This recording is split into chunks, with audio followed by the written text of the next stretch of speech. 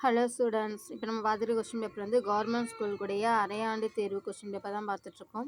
என்ன ஸ்டாண்டர்ட் பார்த்தீங்கன்னா 8th standard science சமச்சீர் கல்விக்குரிய கொஸ்டின் பேப்பர் தான் பார்த்துட்ருக்கோம். அரையாண்டு தேர்வை பொறுத்தவரை அறிவியல் வந்து உங்களுக்கு 100 மார்க்கு கொஸ்டின் கேட்காங்க. டைமிங் பார்த்தீங்கன்னா 2:30 மணி நேரம் கொடுக்காங்க. உங்களுக்கு 1 மார்க் கொஸ்டினே பார்த்தீங்கன்னா 27 மார்க்கு கேட்டிருக்காங்க. ஸோ ஸ்மாராக படிக்கிற பிள்ளைங்களுக்கானே சரி, நீங்கள் 1 மார்க் கொஸ்டினை படித்தாவே நீங்கள் ஈஸியாக சயின்ஸில் நல்லா பாஸ் ஆகிடலாம். சரியாக அப்படி தேர்ந்தெடுத்து எழுதுக பார்த்தீங்கன்னா 12 மார்க்குக்கு கேட்டிருக்காங்க. உங்களுக்கு சாய்ஸ் கொடுத்துருவாங்க, 4 கொடுப்பாங்க அல்லது 1 எழுத போகிறீங்க. ரொம்ப ஈஸி, சரியான தேர்ந்தெடுத்து எழுத. நெக்ஸ்ட்டு பார்த்தீங்கன்னா நிரப்புக 5 ஈஸியானதான். 1 மார்க் நீங்கள் படித்தாவே போதும், சயின்ஸில் நீங்கள் ஈஸியாக பாஸ் ஆகிடலாம். 5 மார்க். அது சரியா தவறா 5 மார்க்ஸ் கேட்டிருக்காங்க.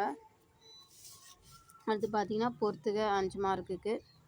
அதுக்கடுத்து 2 மார்க் கொஸ்டின் பார்த்தீங்கன்னா சாய்ஸ் ஒரு 14 கொஸ்டின் கொடுத்து 10 கொஸ்டின் தான் அட்டன் பண்ணுற மாதிரி கொடுத்துருக்காங்க. எல்லாமே பார்த்தீங்கன்னா ஈஸியாக தான் இருக்குது. ஒவ்வொரு கொஸ்டினாக ரீட் பண்ணி பாருங்கள். எஸ்ஐன் விரிவாக்கம், ஆம்பியர், ஒளி விலகலுக்கான ஸ்கைல் விதி, ஒளி மாசுபாடு பற்றி எழுத சொல்லியிருக்காங்க. ஆலயமணி, மாசுபடுதல் என்றால் என்ன, ஊலகப்பொலிக்கு 2 எடுத்துக்காட்டு தருக, அடிக்கோடிட்ட தனிமங்களில் இணைதிறனை காண்க கொடுத்துருக்காங்க. 4 ஒவ்வொன்றுக்கு 1.5 மார்க் போடுவாங்க. அதுக்கடுத்து வேதி சமன்பாடு, தாள்ஸ் வரையுறு, மருத்துவ தாவரங்கள் 4 பேர் எழுதிச்சிருக்காங்க. காற்று நுண்ணுயிரிகளின் பணிகளை எழுதுக. ரொம்ப ஈஸி தான், 2 மார்க்கு. அதுக்கடுத்து எலும்புக்கூடு, வளரின பருவம், குழந்தை வேறுபாடு கேட்டிருக்காங்க. அதுக்கடுத்து பார்த்தீங்கன்னா 5 மார்க் பொறுத்தவரை ஒரு 5 கொடுத்து ஒரு 8 கொஸ்டின் அட்டன் பண்ணுற மாதிரி கொடுத்துருக்காங்க. ரொம்ப ஈஸி.